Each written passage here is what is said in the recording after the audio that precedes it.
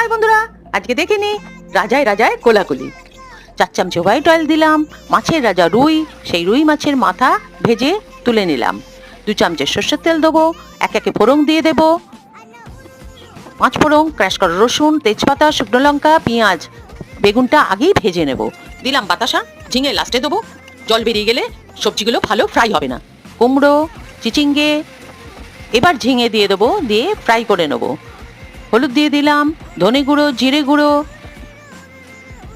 একটা পেঁয়াজ আর রসুন পেস্ট করে রেখেছিলাম সেটা দিয়ে কষে নেবো। সরষের তেল আর চেরা কাঁচা লঙ্কা দিয়ে নুন দিয়ে দিলাম, চেরা কাঁচা লঙ্কাও দিয়ে দিয়েছি। বয়েল করে রেখেছিলাম পুঁই শাক, নুন হলুদ আর একটু তেল দিয়ে সেটাও দিয়ে দিলাম। শাকের রাজা পুঁই পড়ে গেছে, এইবার মাছের মাথা দিয়ে জল দিয়ে চাপা দিয়ে দিলাম।